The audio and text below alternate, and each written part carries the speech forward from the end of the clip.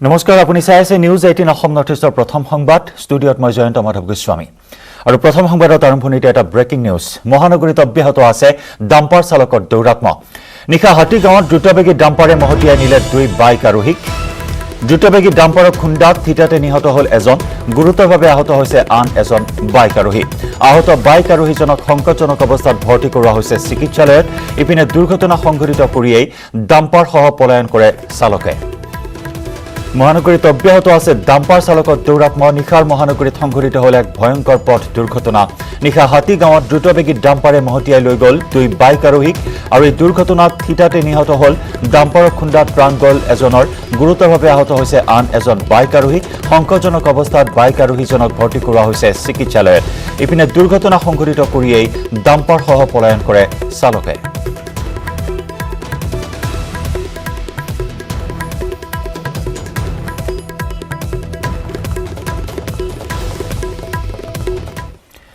Breaking news 24 ঘণ্টাত ৰাজ্যত পুনৰ 7 জন কোভিড ৰোগীৰ মৃত্যু কৰোনাত আক্ৰান্ত হৈ মৃত্যু হৈছে গোলাঘাটৰ বিদ্যাদী ভূঞা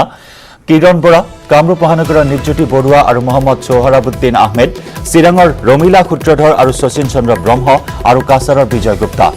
ইয়াকে লৈ ৰাজ্যত কোভিড ৰোগীৰ মৃত্যুৰ সংখ্যা বৃদ্ধি পালে 296 জনলৈ তিনিশৰ ঘৰ স্পৰ্শ কৰাৰ পথত ৰাজ্যত কোভিড ৰোগীৰ মৃত্যুৰ সংখ্যাই শেহতীয়াকৈ পুনৰ 7 জন কোভিড ৰোগীৰ মৃত্যু 24 ঘণ্টাত বিগত 24 ঘণ্টাত 7 জন ৰোগীৰ মৃত্যু হৈছে গোলাঘাটৰ দুগৰাকী কামৰূপ মহানগৰৰ দুগৰাকী চিৰাঙৰ দুগৰাকী আৰু কাছাৰৰ এজনকৈ লোকৰ মৃত্যু আমি নাম কেইটা পুনৰবাৰ জনাইছো 7 জন কোভিড ৰোগীৰ মৃত্যু গোলাঘাটৰ বিদ্যাদী ভূঞা কিৰণ বৰা কামৰূপ মহানগৰ জিলাৰ নিৰ্জ্যোতি বৰুৱা আৰু সোহৰাবুদ্দিন আহমেদ চিৰাঙৰ ৰমিলা সূত্ৰধৰ আৰু শচীন্দ্ৰ চন্দ্ৰ ব্ৰহ্ম আৰু কাছাৰৰ বিজয় গুপ্তা ইয়াকে লৈ ৰাজ্যত 296 জনলৈ বৃদ্ধি পালে কোভিড ৰোগীৰ মৃত্যুৰ সংখ্যা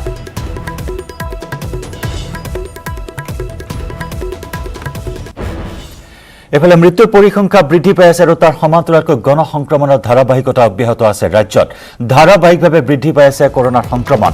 ইয়া 1,05,774 জনলৈ বৃদ্ধি পাইছে ৰাজ্যত কৰোনা আক্ৰান্তৰ সংখ্যা বিগত 24 ঘণ্টাত 1980 জনৰ দেহত ধৰা পৰে কোভিড পজিটিভ ইয়াৰ ভিতৰত গুৱাহাটীৰ 453 জন নগাঁৱৰ 239 জন যোৰহাটৰ 134 জন আৰু কাছাৰৰ 107 জন বৰ্তমানলৈকে কৰোনাত মৃত্যুৰ সংখ্যা ইতিমধ্যে আমি জনাইছো 296 জন কৰোনাত আক্ৰান্তৰ শতকৰা হাৰ 5.8% বৰ্তমানলৈকে আৰোগ্য হৈছে 8 পুনৰ জনাইছো বৰ্তমানলৈকে আৰোগ্য লাভ কৰিছে 82,510 জনে আৰু বৰ্তমান চিকিৎসাধীন হৈ আছে 22,965 জন ৰোগী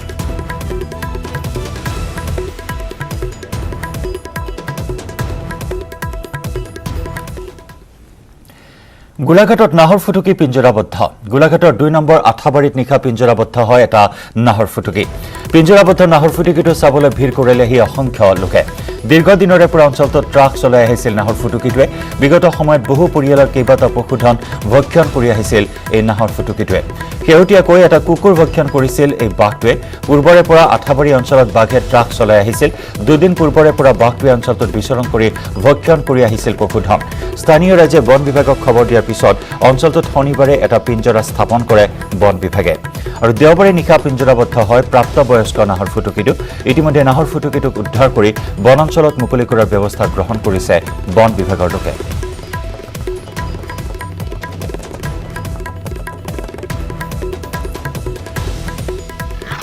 আজি প্ৰায় 3 বছৰ আগত প্ৰথমবাৰ ওলাইছিলে তাৰপিছত সেইবাৰ মানুহ 4জনক আক্ৰমণ কৰিছিলে তাৰপিছত সেইবাৰো আপোনাৰ পিঞ্জৰা পতা হৈছিলে কিন্তু তেতিয়া বাঘ ধৰিবলৈ সক্ষম নহ'ল তাৰপিছত আজি 2 বছৰমান নাই আজি প্ৰায় 3 মাহৰ আগত ওলাইছিলে ইয়াতকৈ অলপ পাছফালে তাৰপিছত সেইটো এনেকৈ গুচি গ'ল কষ্ট মানুহ আহিলে খেদিলে গ'লে গুচি গ'ল তাৰপিছত এই বাঘটো আজি 3 দিনৰ আগত ওলাইছিলে 3 দিনৰ আগত ওলোৱাৰ পাছত আপোনাৰ এঘৰমানৰ পৰা কুকুৰ ধৰি লৈ গ'ল তাৰপৰা এনেকৈ ছাগলীও মাৰে বাগানত তাৰপিছত বাগানৰ পাত ছিঙাও আমাৰ বহুত দিগদাৰ হয় তেনেকৈ আজি কালি ফৰেষ্ট অফিচৰ লগত কণ্টেক্ট কৰাৰ পাছত তেওঁলোকে পিঞ্জৰা দিলে পিঞ্জৰা দিয়াৰ পাছত আজি এটা বাঘ ধৰা হৈছে একমাহমান আগতে ওলাইছিলে এতিয়া এইটো এনে কোনটো এটা নাজানো খালি আৰু বাঘ আছে নেকি বুলি সন্ধিয়া এটা আছে আৰু আছে বুলি এইটোৱে নহয় আৰু আছে যেন লাগিছে আৰু এইটো ডাঙৰ আছে যথেষ্ট এইটো নাহৰ ফুটুকি এইটো আঠাবাৰী 2 নং আঠাবাৰী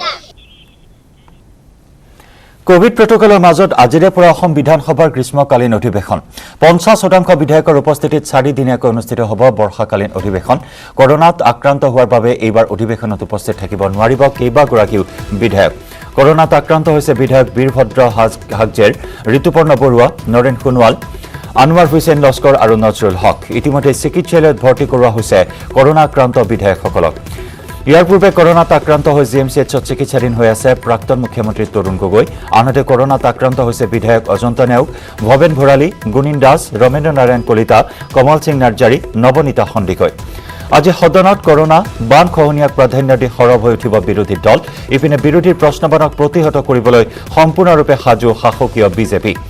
আনহাতে অসম বিধানসভাৰ অধিৱেশনক লৈ মহানগৰীত কটকটীয়া কৰি তোলা হৈছে নিৰাপত্তা ব্যৱস্থা বিশেষকৈ দিছপুৰ গণেশগুৰিত হস্তম হৈ আছে আৰক্ষীৰ বৃহৎ দল আজিৰে পৰা 4 দিনীয়াকৈ অসম বিধানসভাৰ বৰ্ষাকালীন অধিৱেশন 50% বিধায়কৰ উপস্থিতিত 4 দিনীয়াকৈ অনুষ্ঠিত হ'ব এই অধিৱেশন কৰোনা আক্ৰান্ত হোৱাৰ বাবে এইবাৰ অধিৱেশনত উপস্থিত থাকিব নোৱাৰিব কেইবাগৰাকী বিধায়ক কৰোনাত আক্ৰান্ত হৈছে বিধায়ক বীৰভদ্ৰ হাজেৰ ঋতুপৰ্ণ বৰুৱা নৰেন সোণোৱাল আনোৱাৰ হুছেইন লস্কৰ আৰু নজৰুল হক ইতিমধ্যে চিকিৎসালয়ত ভৰ্তি কৰোৱা হৈছে কৰোনা আক্ৰান্ত বিধায়কসকলক ইয়াৰ পূৰ্বে কৰোনাত আক্ৰান্ত হৈছে জিএমচিএইচত চিকিৎসাধীন হৈ আছে প্ৰাক্তন মুখ্যমন্ত্ৰী তৰুণ গগৈ আনহাতে কৰোনাত আক্ৰান্ত হৈছে বিধায়ক অজন্ত নেওগ ভৱেন ভৰালী গুণিন দাস ৰমেন্দ্ৰ নাৰায়ণ কলিতা কমল সিং নাৰ্জাৰী নৱনীতা সন্দিকৈকে ধৰি কেইবাগৰাকীও বিধায়ক আজি সদনত কৰোনা বান খহনীয়াক প্ৰাধান্য দি সৰব হৈ উঠিব বিৰোধী দল কংগ্ৰেছ এআইডিএফে ইতিমধ্যে কঁকালত টঙালি বান্ধিছে আজিৰ এই অধিৱেশনক লৈ সজোৰে এই ইছ্যুসমূহ তেওঁলোকে সদনত উত্থাপন কৰিবলৈ তেওঁলোকে বৰ্তমান দৃঢ় হৈ আছে আন সমান্তৰালকৈ বিৰোধীৰ প্ৰশ্নবাণক প্ৰতিহত কৰিবলৈ সম্পূৰ্ণৰূপে সাজু হৈ উঠিছে শাসকীয় বিজেপিও আনহাতে অসম বিধানসভাৰ অধিৱেশনক লৈ মহানগৰীত কটকটীয়া কৰি তোলা হৈছে নিৰাপত্তা ব্যৱস্থা বিশেষকৈ দিছপুৰ গণেশগুৰিত হস্তম হৈ আছে আৰক্ষীৰ বৃহৎ দল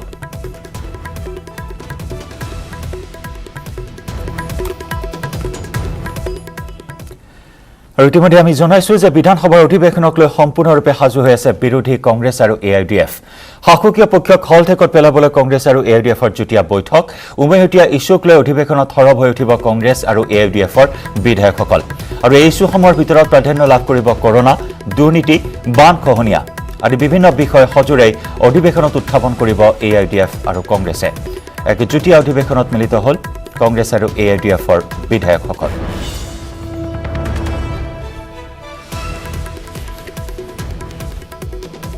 কেইবাটাও আছে যোৱা সময়ছোৱাত আমি কৈছোঁৱে সৰ্বদিশত চৰকাৰখন ব্যৰ্থ হৈছে বিশেষকৈ যি বাজেটত পুঁজি লয় সেই পুঁজিও ব্যয় কৰিব পৰা নাই তেখেতসকলে ছাপ্লিমেণ্টাৰী ডিমাণ্ড দিয়ে কিন্তু ছাপ্লিমেণ্টাৰী যি ডিমাণ্ড সেই ডিমাণ্ড তেনেকৈয়ে থাকি যায় মূল বাজেটখনেই তেওঁলোকে ব্যয় কৰিব পৰা নাই সেই কথাটো ইতিমধ্যে আমি উপস্থাপন কৰিছোঁ ইয়াৰ উপৰিও বিভিন্ন যি প্ৰতিশ্ৰুতি আছিল সেই প্ৰতিশ্ৰুতি পূৰণ হোৱা নাই বিশেষকৈ বান নিয়ন্ত্ৰণ গৰাখহনীয়াৰ কথা আছিলে তাৰোপৰি বৰ্তমান কোভিডৰ কাৰণে যিখিনি সমস্যা হৈছে তাৰোপৰি এনআৰচিৰ ক্ষেত্ৰত আপোনালোকে জানে ইতিমধ্যে সুপ্ৰিম কোৰ্টে এনআৰচিখন অগ্ৰাহ্য কৰা নাই এনআৰচিখন সুপ্ৰিম কোৰ্টে ছেটিছফাইড হৈছে আৰু তাৰপিছত সুপ্ৰিম কোৰ্টে এটা ৰায় দিছিলে যে নটিচ দিব লাগিব 160 দিনৰ ভিতৰত আৰু 120 দিনৰ ভিতৰত দুটা লিমিট দিছিল অবজেকশ্যনৰ কাৰণে আৰু লগতে ক্লেইমছৰ কাৰণে এতিয়া আমাৰ যি অসম চুক্তি তেওঁলোকে ৰূপায়ণ কৰিম বুলি কৈছিল আখৰে আখৰে তাৰ ক্ষেত্ৰত এই এনআৰচিখন অতি গুৰুত্বপূৰ্ণ সেই গতিকে চৰকাৰে যোৱা সময়ছোৱাত 1600 কোটি টকা ব্যয় কৰাৰ পিছত বহু মানুহৰ মৃত্যু হৈছে অসমৰ ইমূৰৰ পৰা সিমূৰলৈ নিজৰ ভাৰতীয়ত্ব প্ৰতিপন্ন কৰিবলৈ যাবৰ সময়ত এই গোটেইবিলাকৰ পিছতো এতিয়া চৰকাৰে এনআৰচিখন আওকাণ কৰি 2014 চনলৈকে নাগৰিকত্ব এছামক দিব বিচাৰিছে এই গোটেইবিলাক বিষয় লৈ এই কম সময় যদিও আমি চেষ্টা কৰিম যাতে সময়ৰ সদব্যৱহাৰ কৰি আমি গোটেইবিলাক কথা সদনত আনিব পাৰোঁ ইয়াৰ এটা আলোচনা কৰাব পাৰোঁ আৰু ৰাইজ আৰু আনহাতে বৰ্ষাকালীন অধিৱেশনৰ প্ৰাক্ষণত মুখ্যমন্ত্ৰী সৰ্বানন্দ সোণোৱালৰ বাসগৃহত অনুষ্ঠিত হ'ল বিজেপি বিধায়িনী দলৰ এক বৈঠক আৰু ইয়াতে প্ৰস্তুত কৰা হ'ল ৰণকৌশল বিৰোধীয়ে উত্থাপন কৰা ইছ্যুক কেনেদৰে মোকাবিলা কৰিব এই সন্দৰ্ভত আলোচনা কৰে বিজেপি বিধায়কসকলে বৰ্ষাকালীন অধিৱেশনৰ প্ৰাক্ষণত মুখ্যমন্ত্ৰী সৰ্বানন্দ সোণোৱালৰ বাসগৃহত অনুষ্ঠিত হ'ল বিজেপিৰ বিধায়িনী দলৰ বৈঠক প্ৰস্তুত কৰা হ'ল ৰণকৌশল বিৰোধীয়ে উত্থাপন কৰা ইছ্যুসমূহক কেনেদৰে মোকাবিলা কৰিব কেনেদৰে প্ৰত্যুত্তৰ দিব এই সন্দৰ্ভত আলোচনা কৰা হ'ল বিজেপিৰ বিধায়িনী দলৰ এই বৈঠকত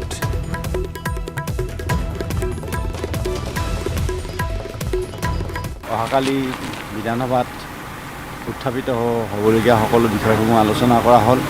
অহাকালি বিধানসভাত আমাৰ এই চলিত বিধানসভাত ছাপ্লিমেণ্টাৰী ডিমাণ্ড হ'ব আৰু বিলো কেইবাখনো বিল আছে, গতিকে বিলসমূহো আহিব। গতিকে এটাই গোটেই বিষয়বিলাক আচলতে আজি ইয়াতে আলোচনা কৰা হ'ল আৰু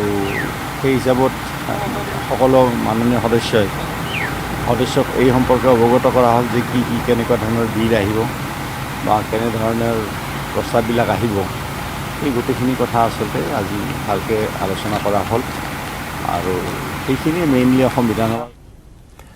ডিঙৰ দুব্ৰামাৰী চাপৰিত দুই ফৈদৰ ভয়ংকৰ মাৰপিট। ভূমি বিবাদক কেন্দ্ৰ কৰি দুই ফৈদৰ মাজত হোৱা সংঘাতত আহত হ'ল 8জনকৈ লোক। ইক্ৰামুল হুছেইন আৰু মাতব্বৰ মকতুল হুছেইনৰ পৰিয়ালৰ মাজত সৃষ্টি হ'ল ভূমিকেন্দ্ৰিক সংঘাত। মাৰপিটৰ মাজতে চৰৰ মাতব্বৰ হিচাপে পৰিচিত মকতুল হুছেইনে গুলীচালনা কৰাৰ অভিযোগ উত্থাপন হয়। মাতব্বৰ মকতুল ৰহমানে পিষ্টলেৰে গুলীয়াই আহত কৰে ইক্ৰামুল নামৰ লোকজনক। লগতে মাতব্বৰ গুণ্ডা বাহিনীয়ে চোকা অস্ত্ৰেৰে কৰা আক্ৰমণত মহিলাসহ আহত হৈছে কেইবাজনো লোক। এই ঘটনা সন্দৰ্ভত ভুক্তভোগীৰ পৰিয়ালটোৱে ডুমডুমীয়া উপ আৰক্ষী চকীত মকতুল হুছেইনৰ লগতে একাংশৰ বিৰুদ্ধে দাখিল কৰিছে এজাহাৰ। এই ঘটনাক কেন্দ্ৰ কৰি তীব্ৰ চাঞ্চল্য অব্যাহত থাকে। ইফালে স্থানীয় লোকে ইক্ৰামুলক ধিং FRAত ভৰ্তি কৰে যদিও চিকিৎসকে নগাঁৱলৈ প্ৰেৰণ কৰে।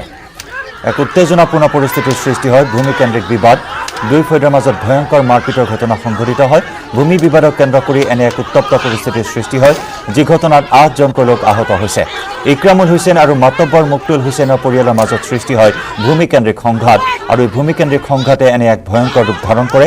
পিষ্টলেৰে গুলীয়াৰ অভিযোগ উত্থাপিত হয় মকতুল হুছেইনৰ বিৰুদ্ধে। মাতব্বৰ মকতুল ৰহমানে পিষ্টলেৰে গুলীয়াই আহত কৰে ইক্ৰামুল নামৰ লোকজনক।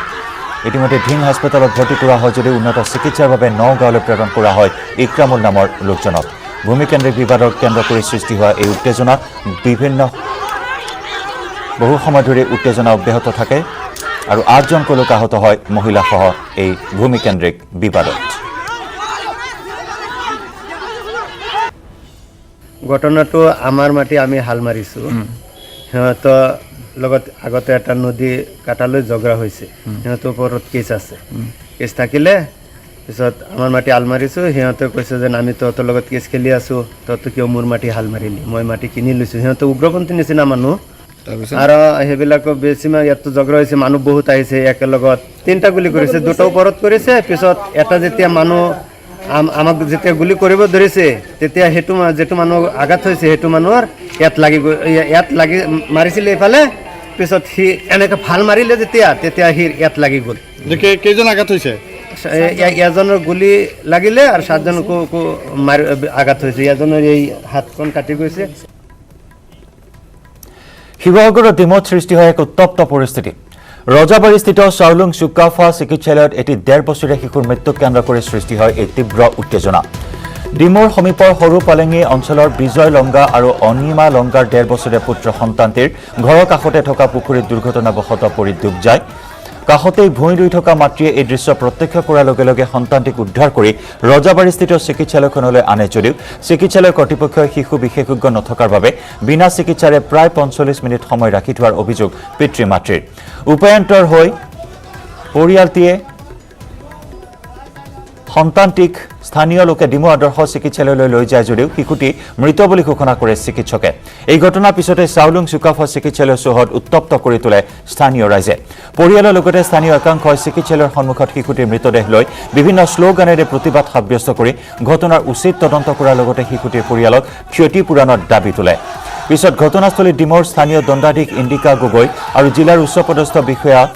উপস্থিত হৈ ক্ষোভিত জনতাক নিয়ন্ত্ৰণ কৰিবলৈ সক্ষম হয়।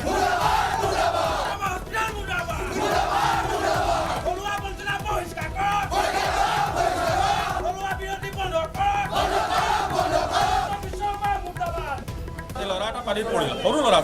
প্ৰায় 1.5 বছৰীয়া 2 বছৰীয়া ল'ৰা এটা পানীত পৰিলে। ল'ৰাটোক হস্পিটেললৈ লৈ অহা হ'ল, কিন্তু 45 মিনিট ইয়াত সময় ৰখাই থ'লে কোনো ধৰণৰ চিকিৎসা নকৰিলে, আনকি হাতেৰে চুৰি নাছিল। যেতিয়া ল'ৰাটোক উপায় নাপাই আমি ডিমৌ হস্পিটেললৈ লৈ গ'লোঁ। সেই ডিমৌ হস্পিটেলৰ ডক্টৰে ক'লে আপোনালোকে আধা ঘণ্টামান আগত যদি ল'ৰাটোক লৈ অহা হ'লে এই ল'ৰাটো বাচি থাকিলেহেঁতেন। এটা সাংঘাতিক ধৰণৰ অৰাজক পৰিস্থিতি চলিছে দুখীয়া বুলি দৰিদ্ৰ বুলি একেবাৰে চাঞ্চিকা ভিকহ বুলি এই ল'ৰাটোক মানে চুইও নাচালে ইমান ঘৃণনীয় অৱস্থা এটা এতিয়া আমাৰ দাবী হ'ল যে উচিত ক্ষতিপূৰণ দিব লাগিব ল'ৰাটোক মাক বাপেকক শান্তি দিব নোৱাৰে ল'ৰাটোক জীয়াই তুলিব নোৱাৰে কিন্তু এই ল'ৰাটোৰ হেৰুৱাৰ বিনিময়ত মাক বাপেকক শান্তি লগাকৈ মাক বাপেকৰ ভৱিষ্যতৰ কাৰণে এই ল'ৰাটোৰ কাৰণে আমাক উচিত ক্ষতিপূৰণ হস্পিটেল কৰ্তৃপক্ষ দিব লাগিব এই ল'ৰাটোৰ মৃত্যুৰ কাৰণে সম্পূৰ্ণৰূপে হস্পিটেল কৰ্তৃপক্ষ দায়ী যেতিয়ালৈকে ইয়াত আমাক সেই তাৰ কোনো লিখিত প্ৰতিশ্ৰুতি নিদিব আমি ডেড বডি ইয়াৰ পৰা আঁতৰাই নিনো এই কথাটো কিন্তু খাটাং মোৰ ল'ৰাটো ডুবিছিলে আৰু এক পুখুৰীত পৰি মই উলিয়াই আনি মই নিজে সোমাই গ'লোঁ আৰু উলিয়াই চিধা লৈয়ে আহিছোঁ আনি পেলাই তাক আকৌ গোটেই হেৰিয়ে হৈ আছিলে ল'ৰাটো গৰমেই আছিলে কিন্তু তেওঁলোকে নাৰী চাৰী চব চলিছিলে সিহঁতে আনি পেলাই তেওঁলোকে কৈ দিছে পটককৈ নাই বুলি আৰু আমাক ঘূৰাই দিলে ঘূৰাই পেলাই আমি সিফালে লৈ গ'লোঁ তাতো তেনেকুৱা কৰিলে তাৰ পৰা আমি চিধা লৈ কৰোণা আছে বুলি ক'লে আৰু চুই নাচালে বোকাজানৰ খটখটিত আৰক্ষীৰ অভিযান এই অভিযানত জব্দ কৰা হয় 30 লক্ষাধিক টকা মূল্যৰ 400 কেজি গাঞ্জা গোপন খবৰৰ ভিত্তিত আৰক্ষী অভিযান চলাই খটখটিৰ বিনোদ ছাৰ্ভিচিং চেণ্টাৰত ৰখাই থোৱা অৱস্থাত এখন ট্ৰাকৰ পৰা উদ্ধাৰ কৰে গাঞ্জাখিনি দীৰ্ঘদিন ধৰি বোকাজানৰ খটখটি লাহৰিজান আদি অঞ্চলসমূহ ড্ৰাগছ গাঞ্জা আদি নিচাজাতীয় সামগ্ৰী সৰবৰাহৰ কেন্দ্ৰ হৈ পৰিছে ইফালে আৰক্ষী গৈ পোৱাৰ পূৰ্বেই ট্ৰাকখনৰ চালক আৰু হেণ্ডিমেনে পলাই যাবলৈ সক্ষম হয় চালক হেণ্ডিমেনৰ বিৰুদ্ধে অভিযান অব্যাহত ৰাখিছে খটখটি আৰক্ষীয়ে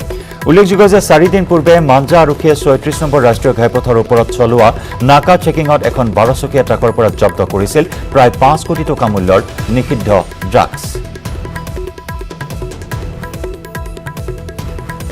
আজি আমাৰ এটা ইনফৰমেশ্যন পাই পিনি আমি এটা বিনোদ ছাৰ্ভিচিং চেণ্টাৰ আছিল আমাৰ খটখটি থানা আণ্ডাৰত পৰে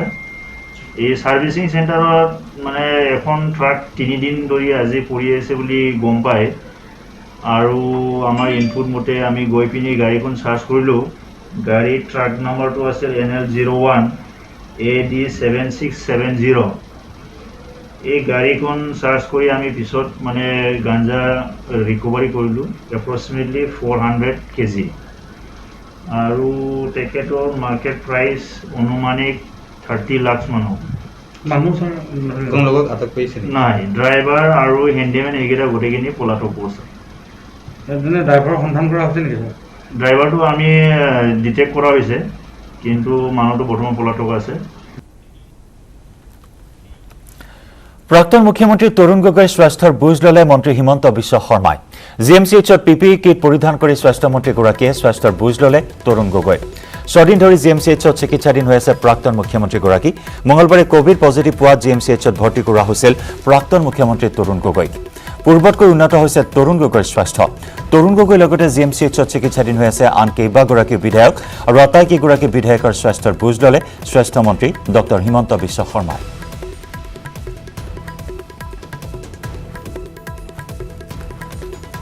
আজি মই ভিতৰত গৈছিলোঁ পেইং কেবিনত তাতে আমাৰ অসমৰ প্ৰাক্তন মুখ্যমন্ত্ৰী তৰুণ গগৈ ডাঙৰীয়া চিকিৎসাধীন হৈ আছে তেখেতৰ এতিয়া স্বাস্থ্য যথেষ্ট ভাল অক্সিজেন চেচুৰেশ্যনো ভাল আজি তেওঁ 6টা দিনত ভৰি দিলে তেখেতৰ খা খবৰ ল'লোঁ তাৰ লগত আমাৰ উত্তৰ কাছাৰৰ বিধায়ক হাগজে ডাঙৰীয়া মাৰ্ঘেৰিটাৰ বিধায়ক ভাস্কৰ শৰ্মা প্ৰাক্তন মন্ত্ৰী বিধায়িকা অজন্তা নেওগ আমাৰ বিধায়ক গণেশ লিম্বু ভাৰতীয় জনতা পাৰ্টীৰ নেতা ৰাজীৱ শৰ্মা মৃগেন শৰণীয়া আৰু কামৰূপ মহানগৰ জিলাৰ উপায়ুক্ত বিশ্বজিৎ পেগু এই আৰু অগপ দলৰ বিধায়ক ৰমেন্দ্ৰ নাৰায়ণ কলিতা এখেতসকলো চিকিৎসাধীন হৈ আছে তেওঁলোকৰো খা খবৰ ল'লোঁ আৰু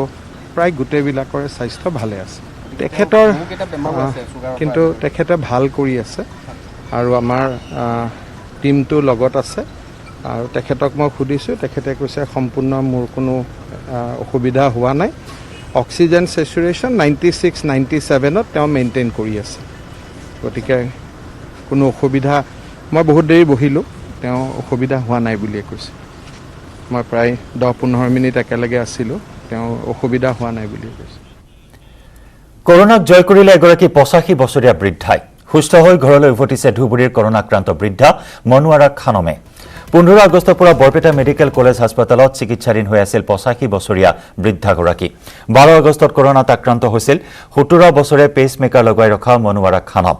আইসিইউ চিকিৎসাধীন হৈ থকা বৃদ্ধাগৰাকী সুস্থ হোৱা দেওবাৰে চিকিৎসালয়ৰ পৰা ৰাওনা হয় ঘৰলৈ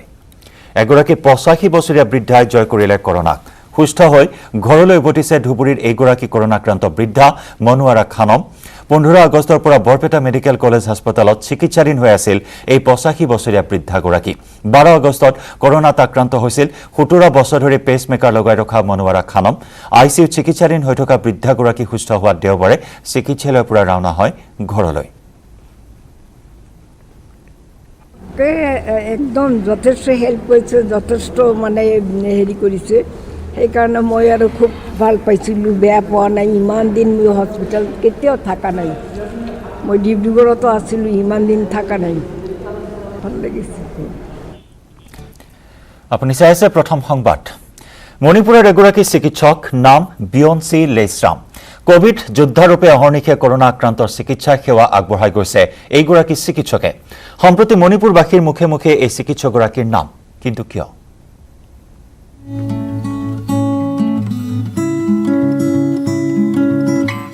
অহৰ্নিশে কৰি গৈছে কাম ইজন ৰোগীৰ পৰা সিজন ৰোগীলৈ সকলোৰে খবৰ লৈছে মুখত এমুকুৰা হাঁহিৰে সকলোকে জনায় সম্ভাষণ যোৱা 4 মাহে এনে ৰূপতে দেখিবলৈ পোৱা গৈছে মানুহগৰাকী কৰোনা সংক্ৰমণৰ বিভীষিকা আৰম্ভ হোৱাৰ পৰাই নিৰৱচ্ছিন্নভাৱে ৰোগীৰ কাষত ঢাল হৈ চিকিৎসা সেৱা আগবঢ়াই আহিছে এইগৰাকী চিকিৎসকে পিপি কিট পৰিধান কৰি ইটো ৱাৰ্ডৰ পৰা সিটো ৱাৰ্ডলৈ দৌৰা দৌৰি কৰি থকা এইগৰাকী চিকিৎসক হল doctor বিয়ন্সি লেইছৰাম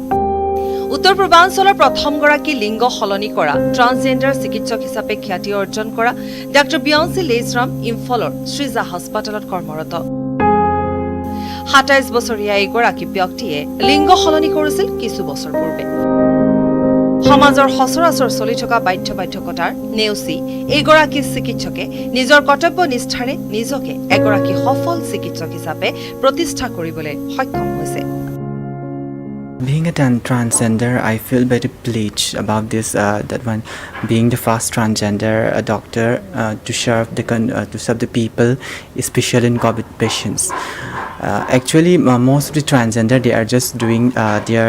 profession in beauty parlors, fashion designing, like that. But I just want my TG friends and all to go to the other professions like doctors, engineers, entrepreneurs and all. And after that, society will accept us after knowing the work that we had sacrificed for the people, for the country. হুতৰ বিপৰীতে যোৱা doctor বিয়ন্সি লেইছৰামে দেখুৱাই দিলে লক্ষ্য যেতিয়া স্থিৰ আৰু মনোবল দৃঢ় হয় তেন্তে যিকোনো অসাধ্য সাধন কৰিব পৰা যায় কৰোনা যোদ্ধা হিচাপে ডাক্তৰ বিয়ন্সি লেইছৰামৰ অৱদানক লৈ আজি মণিপুৰবাসী গৌৰৱান্বিত ইম্ফলৰ পৰা আন্থম বিশ্বজিৎ মেইটিৰ report news 18 Assam north east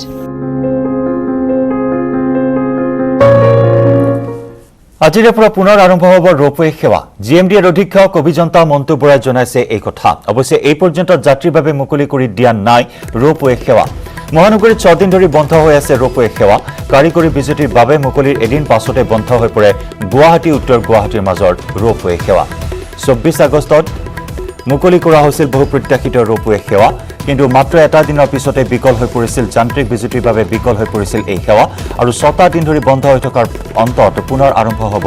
ropeway সেৱা জিএমডিৰ অধীক্ষক অভিযন্তা মন্তু বৰাই জনাইছে এই কথা অৱশ্যে এই পৰ্যন্ত যাত্ৰীৰ বাবে মুকলি কৰি দিয়া নাই ৰোপৱে সেৱা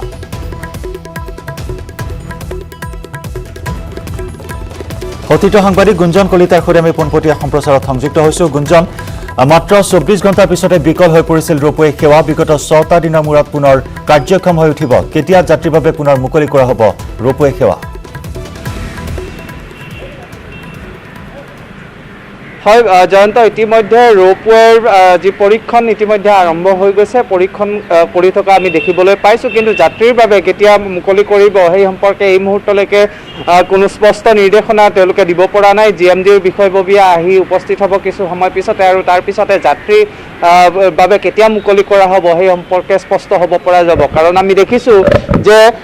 ৰোপৱে বৰ্তমানো পৰীক্ষামূলকভাৱে ৰোপৱে চলাই থকা হৈছে, আৰু কিবা বিজুতি আছে নেকি বা আৰু কিবা কাম কৰিবলগীয়া আছে নেকি, সকলোখিনি দিশ তন্নতন্নকৈ পৰীক্ষা নিৰীক্ষা তেওঁলোকে কৰি আছে। আৰু আমাৰ দৰ্শকসকলে জানে যে 24 আগষ্টৰ দিনাখন ৰোপৱে মুকলি কৰা হৈছিল, আৰু 26 তাৰিখৰ দিনাখনেই বিকল হৈ পৰিছিল। আৰু তেতিয়া আমি কৈছিলোঁ যে সোমবাৰৰ পূৰ্বে কোনো কাৰণত ৰোপৱে পুনৰ কাৰ্যক্ষম হোৱাৰ কোনো সম্ভাৱনা নাই। আৰু সেই আমি যি বাতৰি ইতিমধ্যে প্ৰচাৰ কৰিছিলোঁ সেয়া সত্য প্ৰমাণিত হিচাপে বিবেচিত হয় আজিৰ দিনটোতহে, অৰ্থাৎ সোমবাৰৰ দিনটোতহে ৰোপৱেৰ কাম আৰম্ভ হ'ব বুলি আমি খবৰ লাভ কৰিছোঁ। কিন্তু পূৰ্বতে 8 বজাৰ পৰা বিয়লি 6 বজালৈকে ৰোপৱে সাধাৰণ যাত্ৰীৰ বাবে মুকলি আছিল বা সাধাৰণ যাত্ৰীয়ে যাতায়াত কৰিব পৰা আছিল। কিন্তু আজিৰ ক্ষেত্ৰত আজি সম্ভৱতঃ 9 বজাতহে যাত্ৰীৰ বাবে মুকলি কৰাৰ সম্ভাৱনা আছে। কাৰণ এতিয়াও গেটৰ বাহিৰত আণ্ডাৰ মেইনটেনেঞ্চ ৱৰ্ক বুলি লিখি থোৱাই আছে। যেতিয়া GMDৰ বিষয়াসকল আহি এই স্থানত উপস্থিত হ'ব তেতিয়াহে সময় সম্পৰ্কে কোন সময়ত যাত্ৰী আহিব পাৰিব, কোন সময়ত যাত্ৰীয়ে যাতায়াত কৰিব পাৰিব সেয়া নিশ্চিত হ'ব। কাৰণ ৰোপৱে যেতিয়াৰ পৰা আৰম্ভ হৈছে তেতিয়াৰ পৰাই এটা দীৰ্ঘদিনীয়া সমস্যা সমাধান হ'ব বুলি আশা প্ৰকাশ কৰা হৈছিল। উত্তৰ গুৱাহাটী আৰু গুৱাহাটীৰ মাজৰ সংযোগ কম সময়ৰ ভিতৰতে যাতায়াত কৰিব পাৰিব বুলি বহুতে আশা প্ৰকাশ কৰিছিল। লগতে এই ৰোপৱে পৰ্যটন দিশটোৰ ক্ষেত্ৰত বা পৰ্যটকসকলকো আকৰ্ষণ কৰিব বুলি বিভিন্ন মহলত চৰ্চা চলিছিল। কিন্তু মুকলিৰ এদিন পিছতে বিকল হৈ যোৱাৰ ফলত বহুতে ইয়াক সমালোচনাও কৰিছে। বিশেষকৈ ছ'চিয়েল মিডিয়াতো যথেষ্ট সমালোচনাৰ সন্মুখীন হ'বলগীয়া হৈছে GMDয়ে আৰু এই ৰোপৱে নিৰ্মাণকাৰী প্ৰতিষ্ঠান Samir Damodar ropeway private limited আৰু যি গৌৰৱন্ত AG ছুইজাৰলেণ্ড, এই দুটা কোম্পানীৰ তেওঁলোকে সমালোচনাৰ সন্মুখীন হ'বলগীয়া হৈছিল। গতিকে আজিৰ পৰা যিহেতু পুনৰ ৰোপৱে আৰম্ভ হ'ব, ৰোপৱে যাতায়াত কৰিব পাৰিব, গতিকে সকলো আশা প্ৰকাশ কৰিছে যে এইবাৰ অন্ততঃ তেনে কোনো ঘটনা নঘটিব বা বিকলৰ কথা নাহিব। কাৰণ আমি জানো যে ব্ৰহ্মপুত্ৰৰ পানী যেতিয়াই বৃদ্ধি হয়, যেতিয়াই পানী বিপদসীমাৰ ওপৰেৰে যায়, তেতিয়া ফেৰী সেৱা বন্ধ হৈ যায়, জাহাজ সেৱা বন্ধ হৈ যায়। উত্তৰ গুৱাহাটীৰ আৰু গুৱাহাটীৰ মাজত যাতায়াত কৰিবলৈ যথেষ্ট অসুবিধাৰ সন্মুখীন হ'বলগীয়া হয়। কিন্তু ৰোপৱে সেই সমস্যাসমূহ লাঘৱ কৰিব। কিন্তু ৰোপৱে কিমান দিনলৈ সুস্থ পাব? মই জয়ন্ত, যি ইতিমধ্যে মই কৈছিলোঁ যে বাহিৰত যি আঁৰি থোৱা হৈছিল ৰোপৱে মেইনটেনেঞ্চ চলি আছে বুলি, সেই বেনাৰখন ইতিমধ্যে তাৰ পৰা আঁতৰাই দিয়া হৈছে। গতিকে সাধাৰণ যাত্ৰীৰ বাবে আৰু কিছু সময় পিছতে সম্ভৱতঃ মুকলি কৰা হ'ব ৰোপৱে। জয়ন্ত, নিশ্চয় গুঞ্জন, ইতিমধ্যে আপুনি গোটেইখিনি কথা আমাক জনাইছে। আৰু 11 বছৰৰ সময়ৰ প্ৰয়োজন হৈছে ৰোপৱে সম্পূৰ্ণ কৰি তুলিবলৈ। পৰীক্ষামূলক কাম সদায় চলি আছে। বিকল হোৱাৰ পিছত পুনৰ আৰম্ভ হৈছে পৰীক্ষামূলক কাম। মন্ত্ৰী হিমন্ত বিশ্ব শৰ্মাই ৰোপৱে মুকলি কৰি উল্লেখ কৰিছিল যে ৰোপৱে হৈছে দেশৰ ভিতৰতে সৰ্বদীৰ্ঘতম ৰোপৱে, আৰু এয়া গুৱাহাটীৰ বাবে অসমৰ বাবে এক অলংকাৰ আখ্যা দিছিল হিমন্ত বিশ্ব শৰ্মাই। কিন্তু এই অলংকাৰে কিন্তু আশাহত কৰিলে গুৱাহাটী আৰু উত্তৰ গুৱাহাটীবাসীৰ যাত্ৰীসকলক।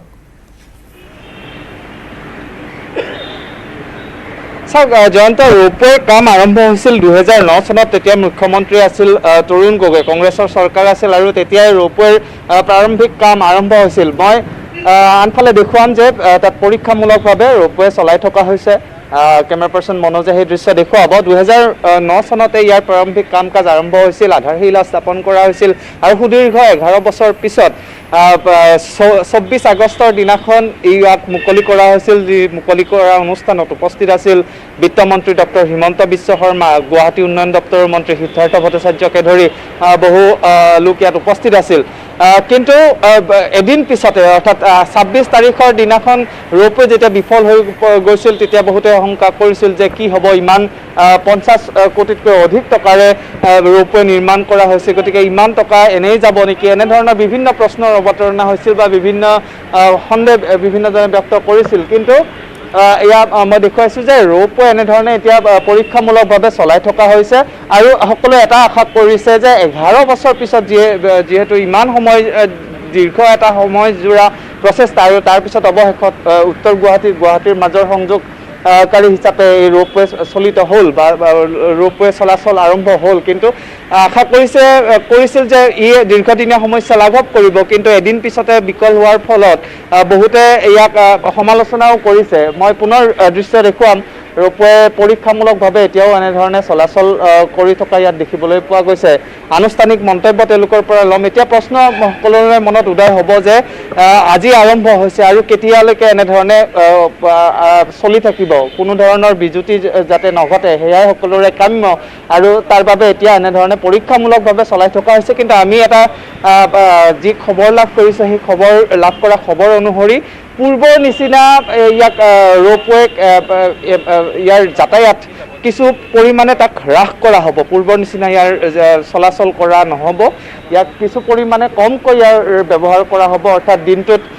4বাৰ বা 5বাৰহে ৰোপৱে যাত্ৰা সম্ভৱপৰ হ'ব বুলি আমি খবৰ লাভ কৰিছোঁ এই দৃশ্য দেখুৱাইছোঁ কেমেৰা পাৰ্চন মনোজৰ সহযোগত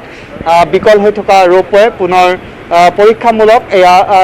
পৰীক্ষামূলকভাৱে ইয়াক চলাই থকা হৈছে আৰু কিছু সময় পিছতে সম্ভৱতঃ 9 বজাত